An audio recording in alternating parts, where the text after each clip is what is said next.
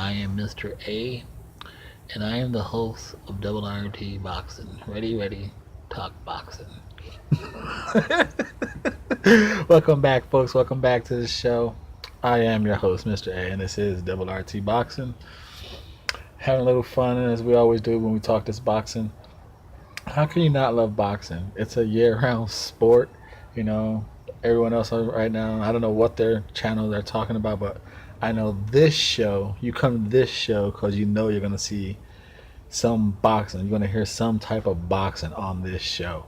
And this part of the show, we're talking about a vacant WBO World Female Lightweight bout. Now, it's a lot of female fights coming up and to start the year off. We got the big headliner of Clarissa Shields. A lot of female fights heading up into that moment. So I'm going to try and get a lot of those in. Starting with this one here. Now this is, like I said, it's a vacant WBO light flyweight. That's 108 pounds. Now it's between Naoko Fujioka. She's number 2. Well, this is the tricky part of the fight. It's Naoko Fujioka taking on Yokasta Valle. Now, Fujioka is going down from 111, and Yokasta is coming up from minimum weight to 105. So they're both fighting at a new weight of 108. So who is someone going to lose power? Someone going to gain power? It's a little tricky right there. So one little box and little information to bite onto, keep us to the side there. For you guys who know like numbers and just like background information. So Fujioka, she's 16-2 with 7 wins coming by knockout. And her 2 losses have been title bout losses. And her most recent one, it came against Jessica Chavez, close decision loss. Jessica got credit with a knockdown that was clearly a headbutt. So, would she would have lost that fight? Who knows? So she's 16-2 with 7 KOs. She's fighting at a 39% KO ratio. She's out of Japan. Now, her last fight, she won in a 10th round TKO, a last round TKO over Isabel Milian, which was for the WBA flyweight. So remember, she was up at 111. She was a WBA champion. She's dropping down in weight, so she gave up the belt. She's trying to get a new belt at the WBO light flyweight. So she's like I said again, she's when she was up at regular flyweight, she was number 2. Now out of her career, she's 145 rounds. She's 42 years old, so that's the kicker right there. She's 42 years old. She's going down in the weight class. She's 5'2", 63.5-inch reach, and she fights orthodox. Now her opponent, Yokasta Valle, she's coming up from minimum weight. She's coming up from 105 to 108, taking on 111, coming down to 108. So she's 13-0 with 6 KOs, fighting at a 46% KO ratio. And she's coming out of Costa Rica. So we've got a Costa Rican fighting a Japanese. And her career expands for 65 rounds against Fujioka, 145 rounds. 25 years old versus 42 years old, 5'4" in height versus the 5'2" in height. And her last bout was against they both last fought in March of this year. So they both got about the same amount of ring vacation, if you want to say, time off. So 42 years old, is she out of shape, or did it favor her being in condition, resting her body? The 25-year-old, you would think that's normal. It's a little off for an active fighter, but it's normal. She should have no problem with that. And she got a unanimous decision in her last fight, which was March 31st, and Naoko won the belt, the WBO belt, on March 13th. The WBA belt on March 13th, that she vacated to drop down to the light flyweight. It's a lot of information there. Hopefully you kind of caught it all. If not, rewind it and watch it again and support the channel. I will appreciate that. Like I said, just now for the fight itself, this should be a good fight. 16-2 versus 13-0, 39 KO percentage versus 46 KO percent. Like I said, Fujioka was number 2 in her regular flyweight. Yokasta was number 12 in her minimum weight. These girls can fight. These girls can fight here. Now, this is going. If you have access to this fight, watch it. This is going to be a good fight. You won't be let down. The footwork and the legs and feet work of these two ladies. We will go with. Oh, who do we want to go with first here? We go with Fujioka. Fujioka feet work. She's a pressure fighter. If you watch female fighters and you know of her, then you understand already her style. She's a come forward fighter. Her feet work is all about just getting the right pressure, the right distance, so she can unload her combination. She's coming forward to unleash a whooping on you.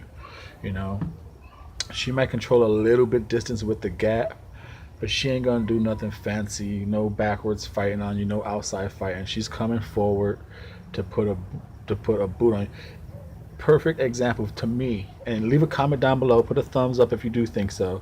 She is a Japanese female version of David Lemieux. So if you don't know, if you have no idea about female boxing and I'm getting you interested, if you like David Lemieux's style, you will like the way she fights. And if you do already know about Fujioka, if you think that's a good representation, David Lemieux, put a thumbs up, leave a comment down below.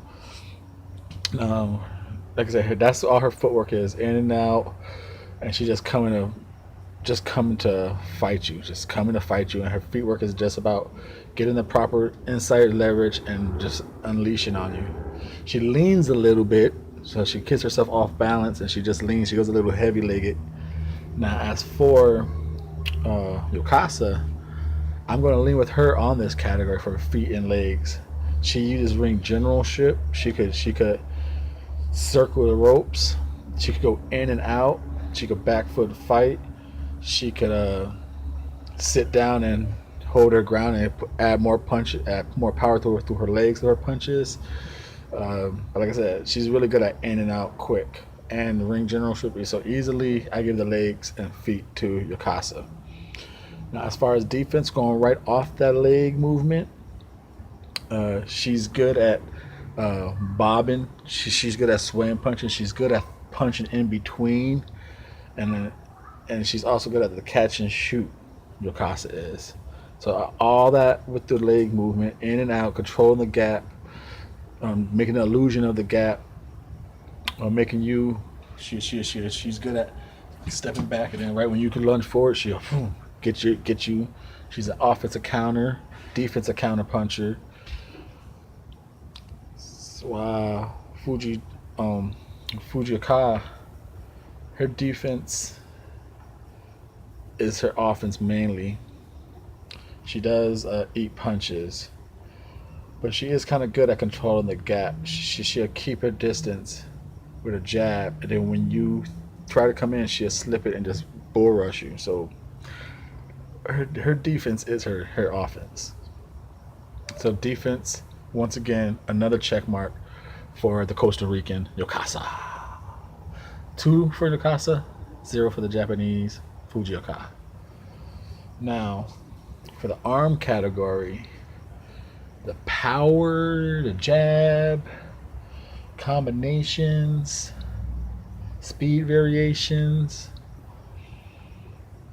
I'm going to go with jab for jab. They both got good jabs. I give Fujioka has a nice hard jab, while Yokasta has a nice swift snapping jab.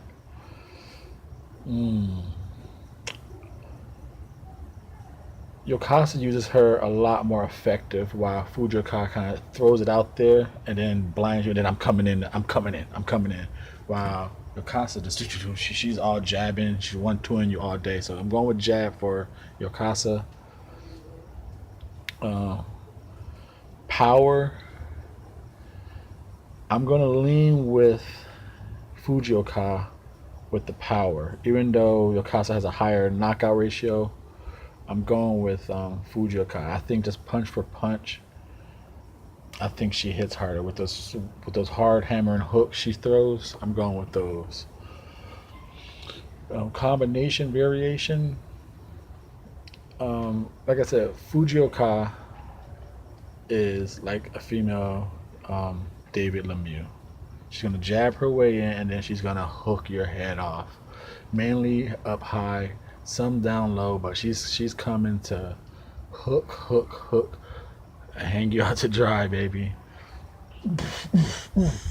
She be throwing that hooks. While Yokasa, she's a 1-2 machine. That she get inside. She slip the punches in through your punches.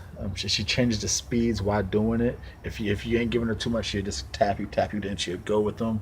So the combination and speed variation, I'm going with Yokasa. So she cleaned the breakdown board for me, but doesn't mean it's an easy fight. It just means she's a little faster in some areas and just a little more talented. But Fujika is no joke. Because just like David Lemieux is no joke. It's people may have better skills, but this dude can knock people out, and this girl can fight. Fujioka can fight.